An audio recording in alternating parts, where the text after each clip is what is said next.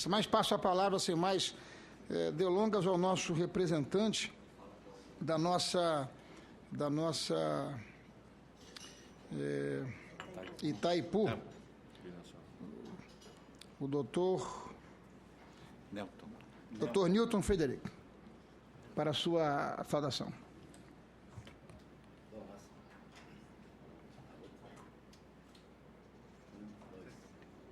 Testando.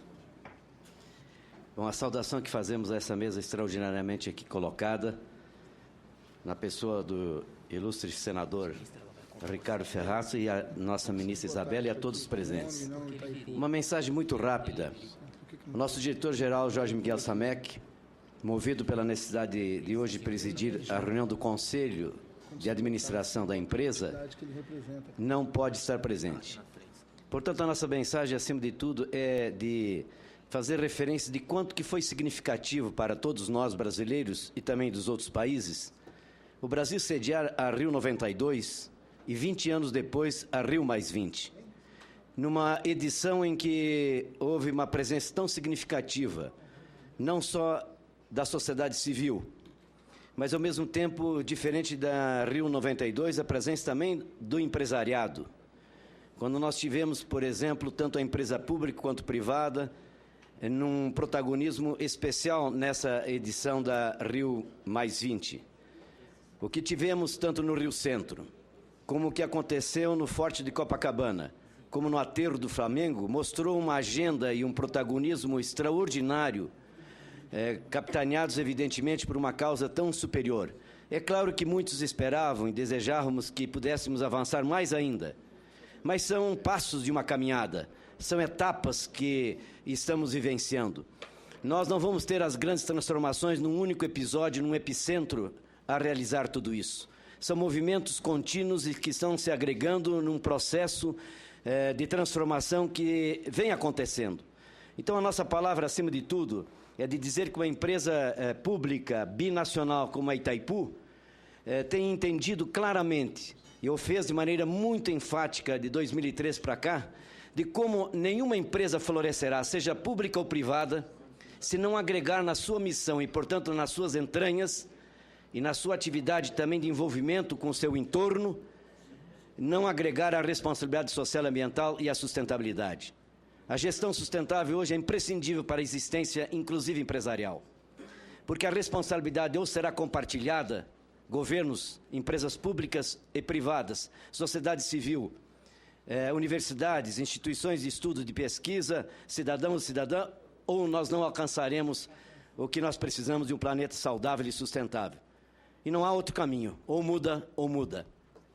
Eu apenas gostaria de fazer a referência, quando vamos sediar essa outra etapa, a partir de segunda-feira em Foz do Iguaçu, naquela tríplice fronteira, de que a mais rica demonstração que nós podemos dizer aqui é quanto que, sem fazer aqui uma exaltação do trabalho, porque não é Itaipu, nós temos hoje 2.383 parceiros, representantes dos mais diferentes segmentos da sociedade em 29 municípios, por exemplo, em que se realiza um trabalho em que já alcançamos, por exemplo, a recuperação de mais de 130 microbacias.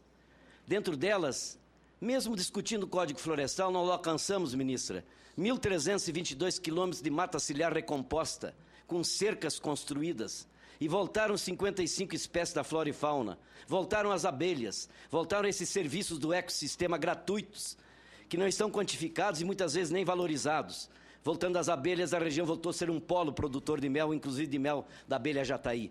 Para significar um pequeno detalhe da biodiversidade, mas para dizer também que alcançamos já 55% da merenda escolar produzida em cada município.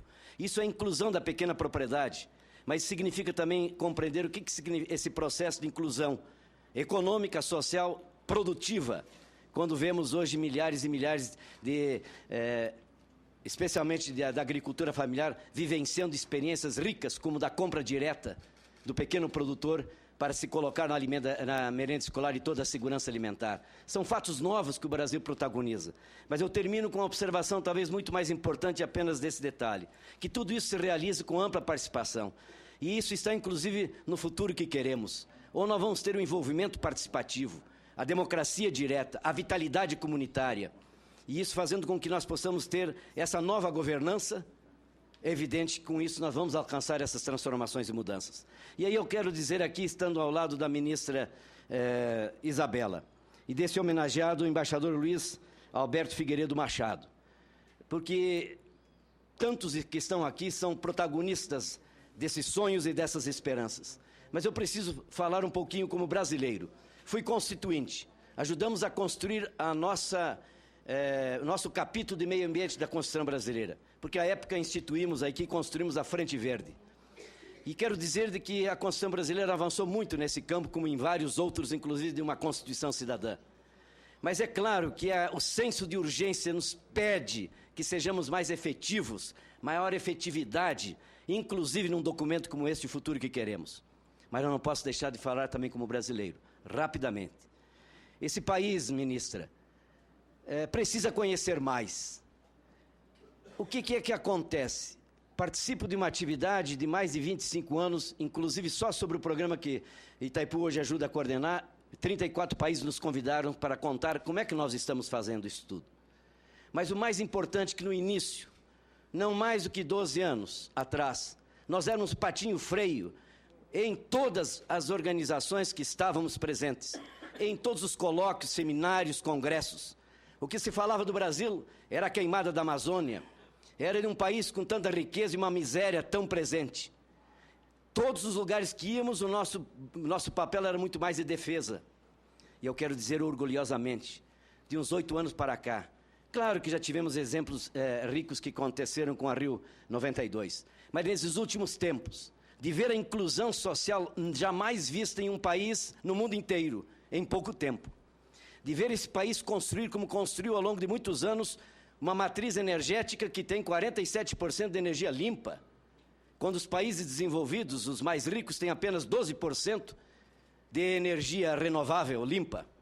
De ver esse país ter na ministra capitaneada por ela e por vários outros protagonistas brasileiros, ter uma presença tão significativa em Nagoya, numa grande e extraordinária presença no que diz respeito à biodiversidade. De ver esse meu país poder dizer hoje do trabalho que vem sendo realizado, por exemplo, por ser um dos 17 megadiversos, e 8 deles estão na América Latina, com 70% desses megadiversos de toda a biodiversidade do planeta. De compreender o que avançamos num país que tem, na verdade, hoje um contingente extraordinário de unidades de conservação, de áreas indígenas protegidas. Por isso eu quero, nesse momento, dizer que é, acima de tudo, para nós, um desafio.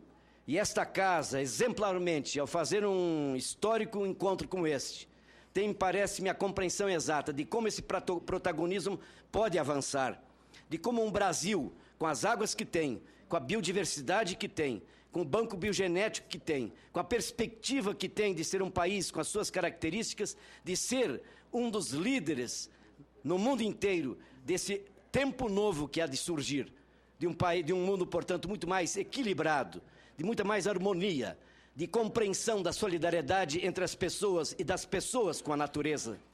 E não há outro caminho. Por isso, talvez, inspirado um pouco no ensinamento até de Gandhi, nós temos que ser a mudança que o planeta precisa. E talvez Paulo Freire pudesse nos dizer aqui, o que estamos fazendo hoje é desenvolver continuamente a prática de pensar a nossa prática.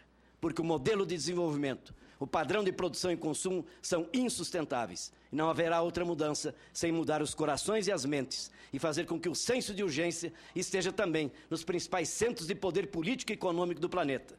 Porque batemos a porta da necessidade das grandes transformações. Muito bem-vindos aos que estarão conosco em Foz do Iguaçu, mas principalmente para os que alimentam a esperança das esperanças renovadas.